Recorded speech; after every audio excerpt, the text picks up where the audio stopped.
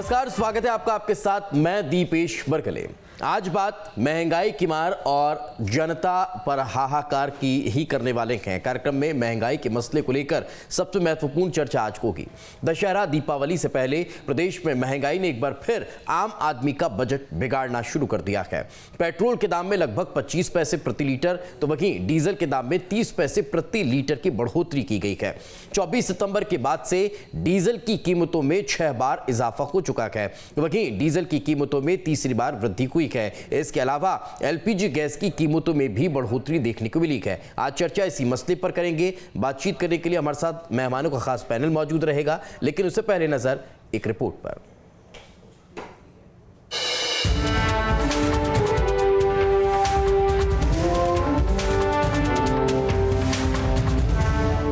दशहरा और दिवाली जैसे बड़े त्योहार आने को हैं। आम आदमी त्योहार की तैयारियों में जुटा हुआ है, लेकिन महंगाई ने उनके इस उत्सव पर पानी फेर दिया। पेट्रोल के दाम में फिर लगभग 25 पैसे प्रति लीटर और डीजल के दाम में 30 पैसे प्रति लीटर तक की बढ़ोतरी की गई है। ये लगातार दूसरा दिन है जब तेल कंपनियों ने इसमें इजाफा किया है। 24 सितंबर से लेकर अब तक पेट्रोल की कीमतों में 6 बार इजाफा हो चुका है। वहीं डीजल की कीमतों में तीसरी बार वृद्धि की गई। रायपुर में पेट्रोल 99 रुपये 88 पैसे और डीजल 88 रुपये 50 पैसे। बिलासपुर में पेट्रोल 98 रुपये 24 पैसे और डीजल 88 रुपये 50 पैसे। तो बस्तर में पेट्रोल 102 रुपये 64 पैसे और डीजल 100 रुपये 27 पैसे में है। महंगाई की मार यही खत्म नहीं होती। घरेलू गैस की बात करें तो इसकी कीमतों में भी लगातार बढ़ोतरी हो रही है। खाने पीने की चीजें पहले से ही आम आदमी की कमर तोड़ रखी है। ऐसे में सवाल उठता है कि सरकारें महंगाई पर लगाम लगाने के लिए क्या कर रही है। त्योहार से पहले महंगाई की मार, महंगाई से बड़ी आम लोगों की परेशानी। पेट्रोल डीजल के दाम से खाने पीने की चीजें महंगी होगी। कमर्शियल सिलेंडर में 43 रुपये 5 पैसे की बढ़ोतरी हुई है। हाल ही में छत्तीसगढ़ ने सरकारी कर्मचारियों को खुशखबरी देते हुए 5% महंगाई भत्ता बढ़ाने की घोषणा की थी, जो इस अक्टूबर के महीने से कर्मचारियों को मिलने लगेगा। सरकारी कर्मचारियों को तो कुछ हद तक राहत मिल गई, लेकिन निजी क्षेत्रों में काम करने वाले और छोटे व्यापारियों को राहत कैसे मिलेगी, इस पर कोई विचार नहीं हो रहा। सरकार केंद्र की हो या राज्य की, दोनों की इस मुद्दे पर चुप्पी साधे हुए हैं। Team news state.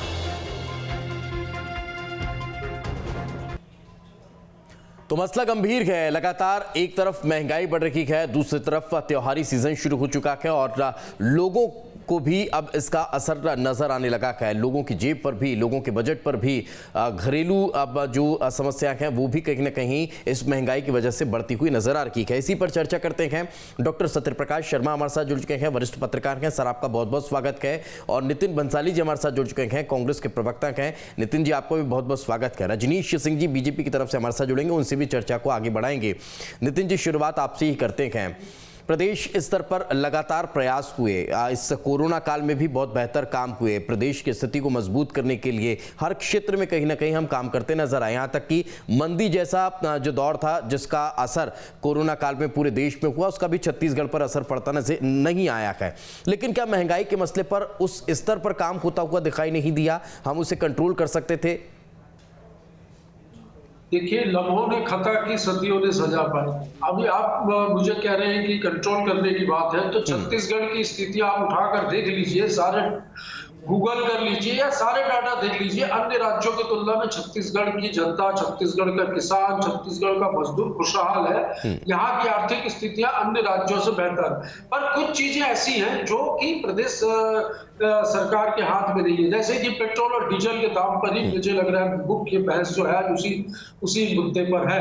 जिस प्रकार आपने अभी बताया कि सितंबर से अभी तक के 6 बार वृद्धि हो गई, तो 2021 में जहां तक मुझे जानकारी 46 बार पेट्रोल और डीजल के रेट बढ़े हैं। ये वही लोग हैं जब कुछ मामूली वृद्धि जब पेट्रोल और डीजल के दामों में होती थी, जब यूपीए की सरकार थी, जब पेट्रोल और डीजल के दाम 65 से 70 रुपए के आसपास और गैस का सिलेंडर लगभग 450 में मिलता था, तो स्मृति ईरानी और हेमा मालिनी जैसी अभिनेत्रियां, जो कि नेता है इनकी, ये सिलेंडर सर पर रख के संसद के बाहर प्रदर्शन करती थी और कहती थी कि महंगाई डायन है।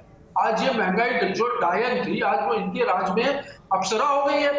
आप देखिए इसके पेट्रोल और डीजल के रेट बढ़ने की वजह से परिवहन का जो है दरें बढ़ने की वजह से यदि हम देखें तो घरेलू सामान जो है आपका अनाज है, दाल है, तेल है, जो जरूरत की जो सामग्रियां हैं, किराना है, सब कुछ महंगा हो चुका है।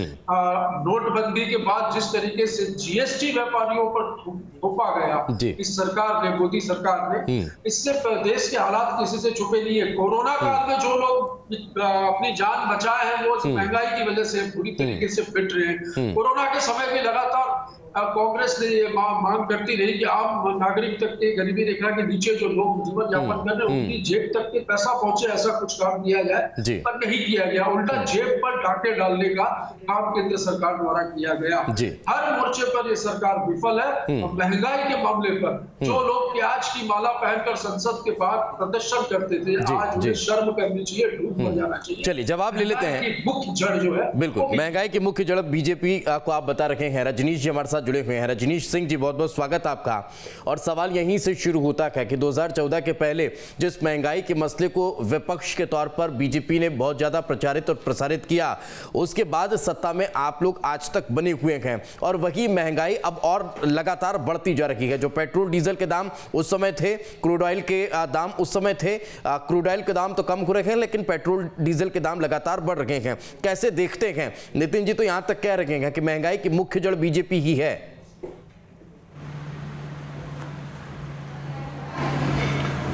मैं दीपेश जी एक बार कांग्रेस के प्रवक्ता जो बड़ी बड़ी बात कर रहे हैं उनसे जानना चाहूँगा और जवाब देंगे कि 2004 से 14 तक में 2004 में माननीय अटल जी ने जब इस देश का प्रधानमंत्री का पद छोड़ा था, यूपीए की सरकार आई थी, तो 4 से 14 तक 4 में डीजल की रेट क्या थी, पेट्रोल की रेट क्या थी और गैस सिलेंडर की क्या स्थिति थी। इनको GoM group of minister 6 cylinder देंगे, 3 सिलेंडर देंगे, ये 2014 तक लड़ाई लड़ रहे थे, देश ने देखा है। और 2014 में जो देश में डीजल 35 रुपये मिलता था, 70 रुपये लेके गए थे, 41 रुपये पेट्रोल था, 78 रुपये लेके गए थे।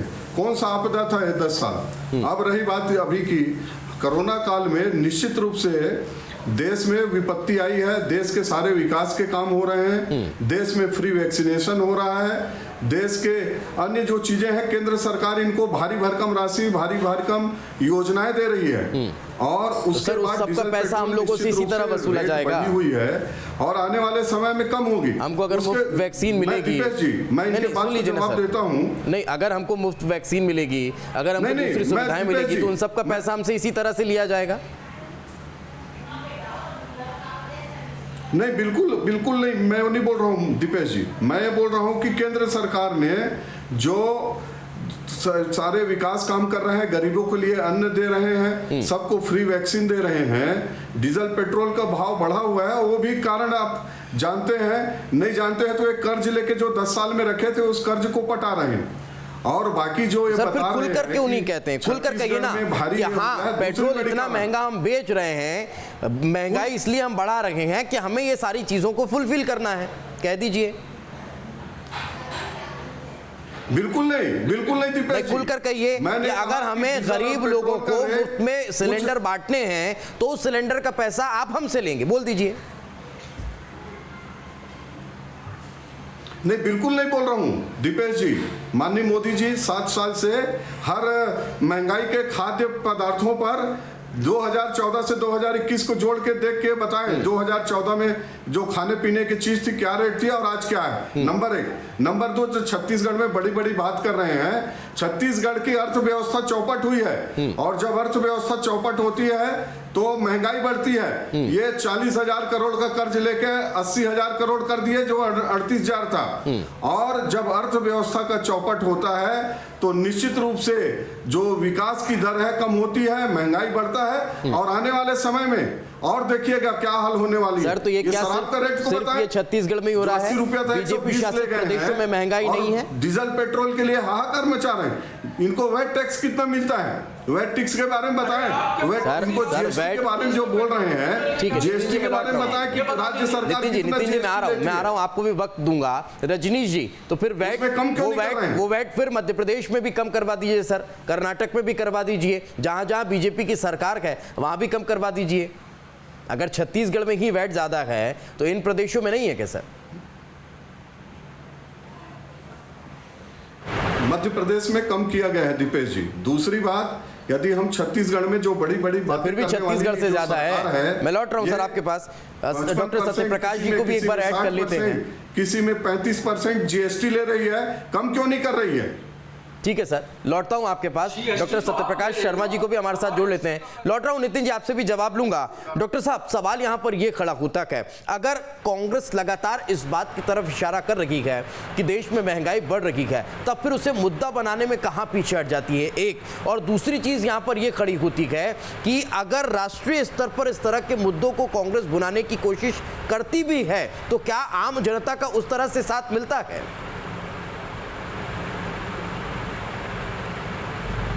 जी जी जी दीपेश जी, वाजिब सवाल है आपका। देखिए, जब भी महंगाई का असर आम पब्लिक पर पड़ता है, बेसिकली जो बड़े लोग हैं उन पर महंगाई का कोई फर्क नहीं पड़ता। महंगाई का फर्क पड़ता है छोटे लोगों पर, आम लोगों पर। तो इसके लिए केवल कोई एक सरकार, ना तो उस स्टेट की या सेंटर, अकेली जिम्मेदार नहीं है। फॉर एग्जाम्पल आप डीजल पेट्रोल का ही ले लो।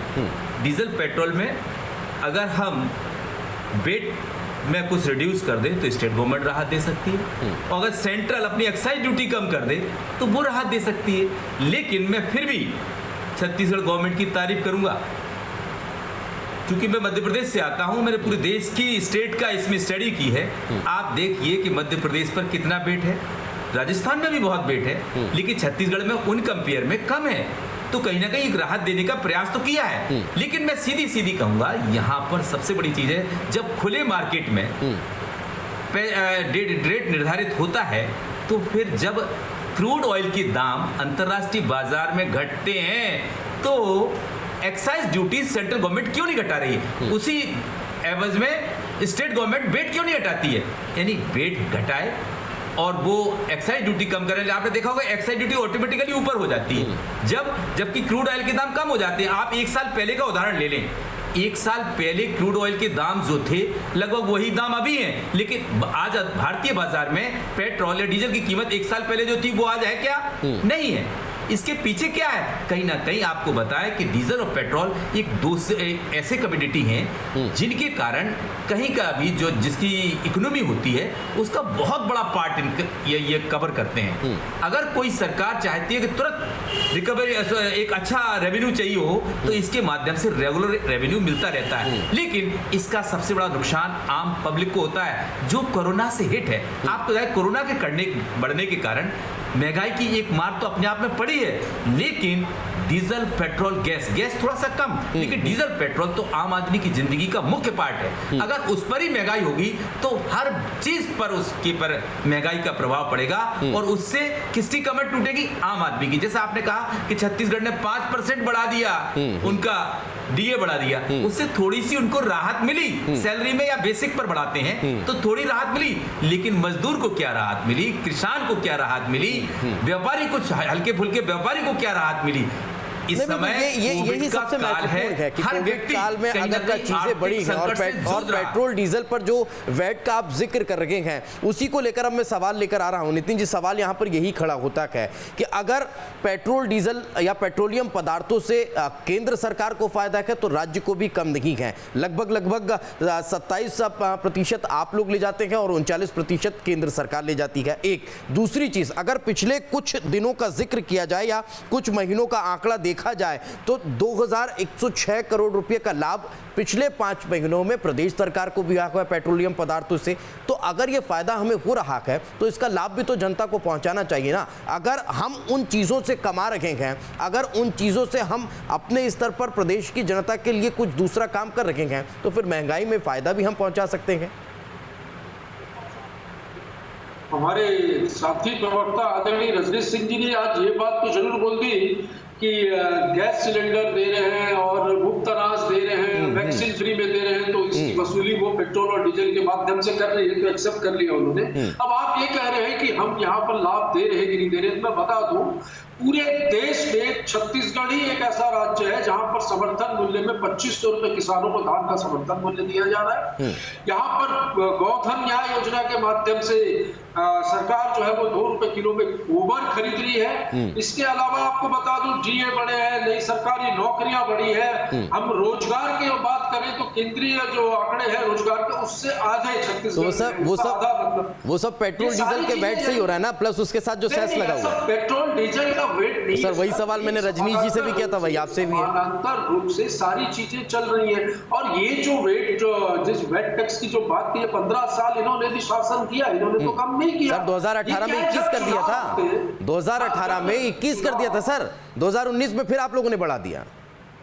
नहीं तो उतना ही था, इन्होंने चुनाव के समय से 4 महीने पहले कम किया था और ये तो आज भी उसी चाल में चलते हैं। जब चुनाव आते हैं, जब 4 राज्यों में आप देख लीजिएगा, लेकिन उसके बाद भी सर डीजल पर आप 26% ले रखे हैं। मध्य प्रदेश, सुन लीजिए सर, सुन लीजिए नितिन जी सवाल यहाँ पर यह है, डीजल के अगर वैट का जिक्र किया जाए तो आप 26% से ऊपर ले रखे हैं, प्लस उसमें 1% का सेस भी है। दूसरे अगर प्रदेशों का जिक्र किया जाए तो वहां पर तो और कम है, राजस्थान को छोड़ दिया जाए, मध्य प्रदेश में कम है, उत्तर प्रदेश में कम है, महाराष्ट्र में कम है, दिल्ली में कम है। तो ये अगर थोड़ा सा कम करेंगे तो उसका फायदा डायरेक्ट जनता को मिलेगा सर। 2014 से 2021 के आंकड़े कम और ज्यादा के निकालने बैठूंगा दीपेश जी तो ये डिबेट आधे घंटे का भी कम पड़ेगा। अभी मुझे ये रजनीश सिंह जी कह रहे थे तो मैं बता दूं आपको कि 14 से 21 के आंकड़ों में यदि हम इनकी पेट्रोल डीजल और महंगाई बढ़ने के नाम पर चीजों में जो दामों में जो वृद्धि हुई है तो मैं बता दूं 2021 से अभी तक के दाल 12%, प्याज 23%, फल 20%, तिलहन 36%, खाने पीने के दूसरे सामान 5%, किराना 40%, आपके तेल 50% तक महंगे हुए हैं। और इस महंगाई की पूरी जड़ यदि आप देखेंगे इन्होंने उत्पादन शुल्क पेट्रोल और डीजल। नहीं तो मैंने एक सवाल नितिन जी, मैंने एक सवाल इसी मसले को लेकर डॉक्टर शर्मा से पूछा था, उस सवाल का जरा जवाब आप भी दीजिए सर। अगर पूरे देश में महंगाई की इतनी मार है तो क्या कांग्रेस उसे मुद्दा बनाने में कहीं कमजोर हो रही है? एक और अगर मुद्दा बनाते आपको अब हम देख भी रखे हैं, अगर छत्तीसगढ़ में हमने आपको प्रदर्शन करते हुए देखा भी, और अगर आपको वाकई में ऐसा लगता है कि नहीं हाँ प्रदेश में और देश में कांग्रेस इसे मसला और मुद्दा बना रही है, तो क्या आम जनता का साथ नहीं मिल रहा आप लोगों को?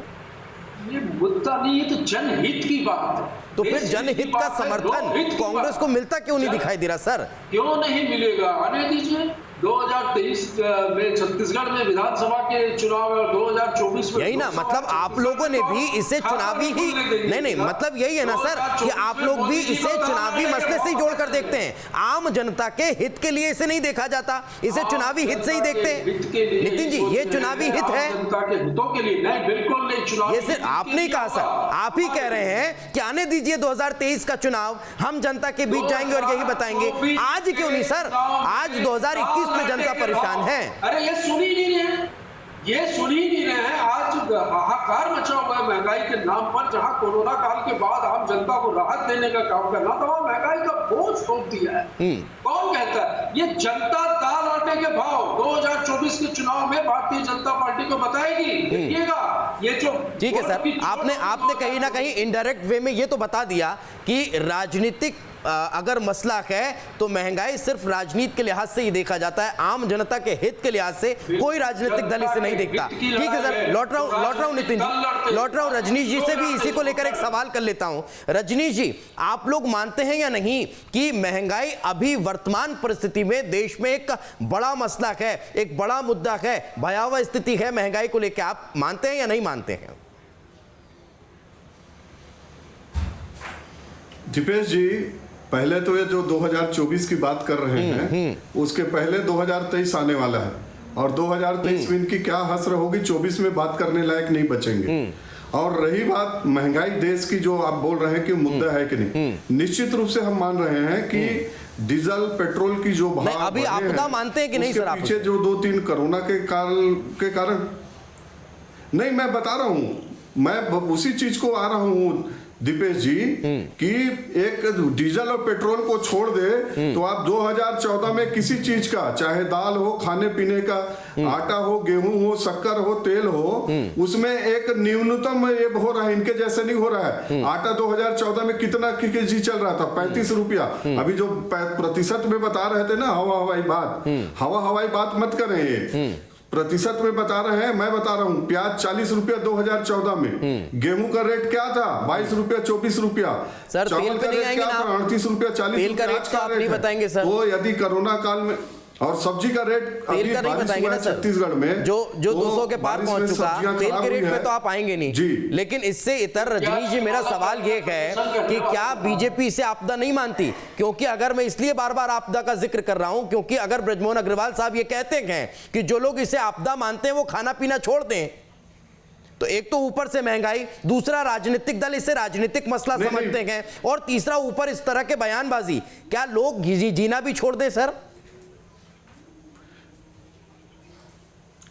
मैं, देखिए दीपेश जी, मैं बयान के बारे में कुछ नहीं जानता हूं, लेकिन एक चीज जरूर बता रहा हूं कि जो महंगाई 2014 में इनके 10 साल के कुशासन में रही है, आज देश में बड़ी बड़ी विपरीत परिस्थितियां आई है, उसके बाद भी खाने पीने का चीज उस स्तर पर, अभी वो बोल रहे थे ना आधा घंटे कम होगा, किसी दिन सिर्फ एक रेट लेके ऑथेंटिक बैठ जाएंगे और मैं भी बैठूंगा, मेरे को सब याद है। तो अभी 2021 14 से 21 में जोड़ के देख लें, 14 में क्या रेट दे के गए थे खाने पीने का, तेल सामग्री सब्जी का क्या रेट था, और अभी का आज एवरेज निकाल के देखिए, लगभग स्थिर है दाम। एक कोरोना काल में इतने विपरीत परिस्थितियों में लगातार देश 4 महीना 6 महीना लॉकडाउन से गुजरा है, लगातार अभी हम परिस्थितियों को झेल रहे हैं। डीजल पेट्रोल को छोड़ दें और गैस सिलेंडर की किस मुंह से बात करेंगे? 2014 में 6 सिलेंडर देंगे, 9 सिलेंडर देंगे, सिलेंडर नहीं दे पा रहे थे, सिलेंडर की बात करेंगे। तो निश्चित रूप से अभी डीजल पेट्रोल के भाव बढ़े हैं, लेकिन आने वाले समय में दीपेश जी, भारतीय जनता पार्टी माननीय नरेंद्र मोदी जी की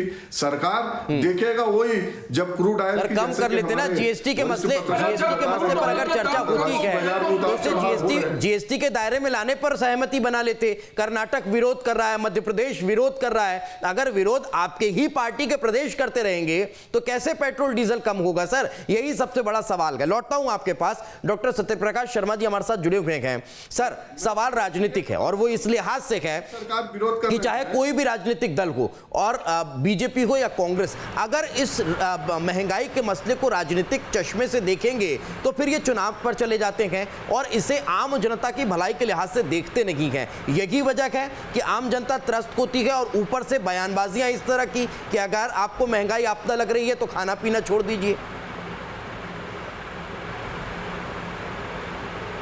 जी दीपेश जी, पहले तो मैं आपके उस सवाल का जवाब दे दूं, मेरे दिमाग से स्लिप हो गया था, मैं जवाब नहीं दे पाया था। महत्वपूर्ण सवाल था वो एक्चुअली, क्योंकि 2014 में मनमोहन सिंह जी की गवर्नमेंट जी पेट्रोल डीजल के दामों में वृद्धि के कारण और अनएम्प्लॉयमेंट के कारण गई थी। इसके बाद 2014 में जब नरेंद्र मोदी की गवर्नमेंट आई तो उन्होंने मुख्य रूप से यही दोनों मुद्दे उठाए और साथ में बीच में हिंदुत्व का मुद्दा और नेशनलिज्म का मुद्दा हल्के स्तर पर था। 2019 में बहुत ज्यादा गहराई पर पहुंच गया। तो मैं कहना ये चाहूंगा कि कांग्रेस की आज की डेट में सबसे बड़ी अगर कोई कमजोरी है तो वो आक्रामक विपक्ष नहीं है, सेंट्रल लीडरशिप। मैं फिर भी कहूंगा कि जितनी भी स्टेट यूनिट्स हैं कांग्रेस की वो तो मजबूती से काम कर रही हैं, लेकिन जितनी मजबूती से स्टेट्स काम कर रहे हैं कांग्रेस के लिए, उतना सेंट्रल लीडरशिप मजबूत नहीं है।